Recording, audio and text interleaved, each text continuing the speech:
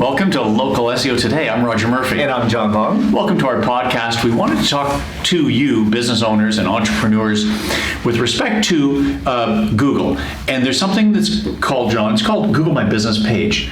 It is on top of and unique to, in addition to someone's website. So this is, can you describe the Google My Business page? How you would define it, how people would find it? Yeah, so if someone actually searches your brand name or anything relevant to your services, if you are the go-to authoritative figure, on the right-hand side of the search result will show this image, map, and your name, along with certain aspects like your hours, reviews, photos, questions and answers. That is the Google My Business page, and it can be optimized. Exactly. All right. So what you want to do is go in there, claim it, and verify it. That's the first step. And once you claim it, then you can go in and modify and edit things on that page.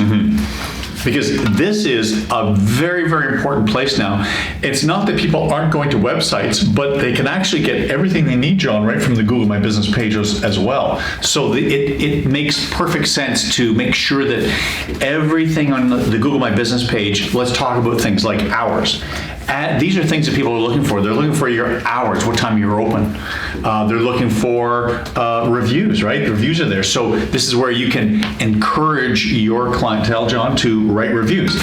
These are the things that people react to, and it'll help convert more customers for you. Yeah, and you have to make sure it's consistent with your website as well. So the hours should be the same from the Google My Business page and also your website. Another key factor, and depending on the industry you're in, like if you're a retailer and you're a restaurant and you have hours, they actually tell you the peak hours of when things are busy at that given restaurant throughout the entire week, right? Sure. Because people are searching, and Google can actually track who's actually going there, how long they're staying, typically how much they're spending even. So Google has a lot of intel. So the more you optimize for your Google My Business page, the better it is for your customers, right? Another one is putting up questions and the answers to these questions, because that's something that Google likes to see also. And I forget the number, but I think, John, is very, very popular of people asking questions about how to or what is. And again, if you're an authoritative figure and you've got things answered already on your Google My Business page, you can come up as a result. And it saves users a step, right, from actually calling or checking your website. So it's right there. The easier it is and the more information you're giving to that prospective client, the more likelihood they will just go there without asking you questions, right?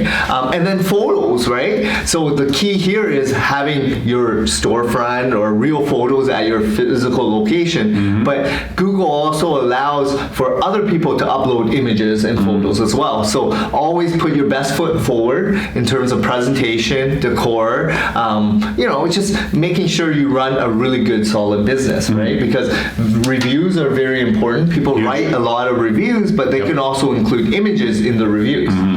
And John, we were talking recently about Google and what they are looking for in terms of images now. They don't want necessarily stock photos. They're looking for more, custom photos, literal, actual photos and images from the business itself.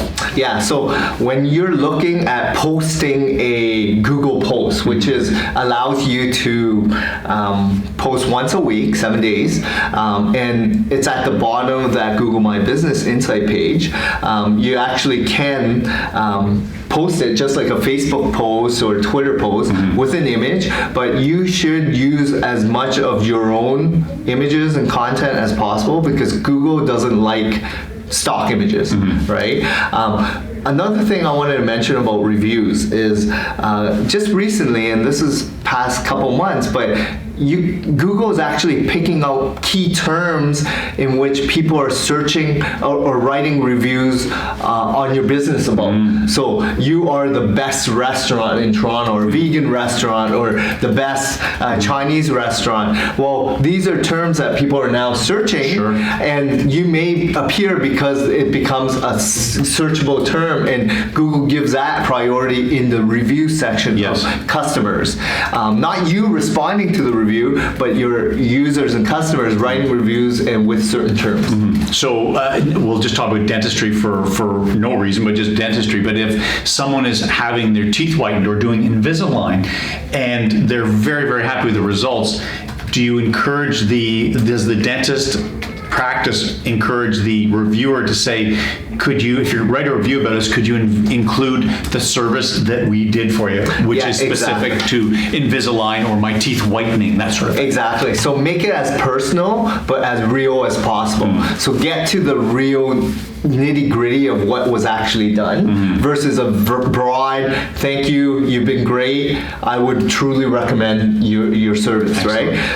Because today people are much more engaged and people are much more savvy.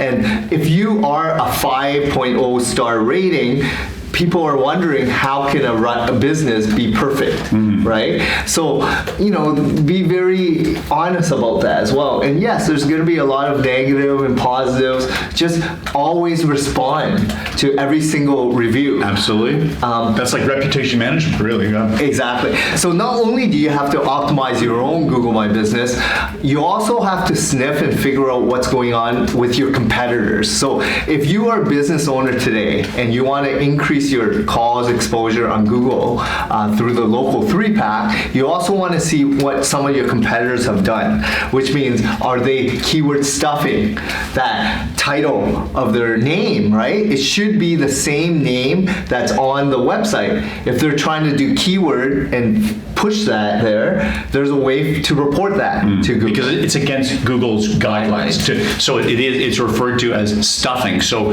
by putting something in that's not natural in your name, trying to get Google to pick up your competitor, if your competitor wants their name picked up more often, but it's against Google's services or their terms of service, you can report that. Yeah, and another thing is location, right? So there's a lot of businesses that are suddenly appearing and just starting off, but are they lead gen sites, or are they even credible business owners, right? Like they might be fake addresses, right? Fake addresses. 123 Main Street, but you know, looking at it saying they don't exist there, that's something that could be reported also, because the business owner or your competitor, if they throw in an address thinking that Google will pick me up and put me on the map because my service person lives there or it's an apartment building, that doesn't work, and that's against the Google's codes of conduct, really. Yeah, so just be careful, right? Like always be on the watch of not just your own Google My Business page, but some of your competitors, because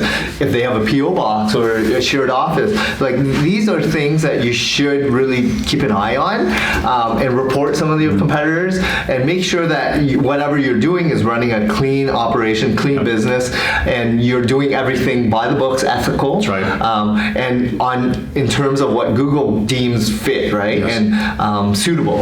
If you have a bricks and mortar business, you are absolutely allowed to put your address, put your postal code, put your suite number. That makes perfect sense. If you're a service-based business, and this is a little bit tricky, where you go out and serve people, John, how should they? There's a technique to show their service area, but not necessarily an address, but still meets Google's guidelines. Exactly. So there's as a service base, you can be optimized on Google My Business, your local business, serving that local community, and you don't have to put in the actual address because it might be your home, right? So you can put the different cities that you service and postal codes. They've taken away the regional area, like 40-kilometer radius, but you can still put in the cities currently. Cool. So in the big picture, what we're talking about today is the Google My Business page. How useful it can be to get you more customers more quickly, because what you're doing is if you load your Google My Business page properly, John, it saves your customer time. They can get the answers, they can see your reviews, they can see your hours, they can pick up your phone number, they can see the map, the pin of where you're located, they can get questions answered, they can see posts that you've put down the page. It really is an all-encompassing, just a quick landing page of your company, your services, Business listing that will help a consumer make the decision to pick up the phone or email you even quicker. Exactly. Yeah. Especially today, now everyone's on the go, right? So Yep. this is the first thing that appears on a mobile device or smartphone. That's right. We're all on the move, and we need information quickly. Yeah, So. and the good thing is it's synced with, if you click on the directions tab, it syncs to your Google Maps or Waze or whatever it may be. So there's a lot of benefit to just making sure everything's put in properly, right content, right information, Yep. so that the user will not feel bad when something incorrect is there. There you go. So thanks a lot, Roger. That was great. John, thank you for today, and thanks for watching Local SEO Today. See you again. Thank you.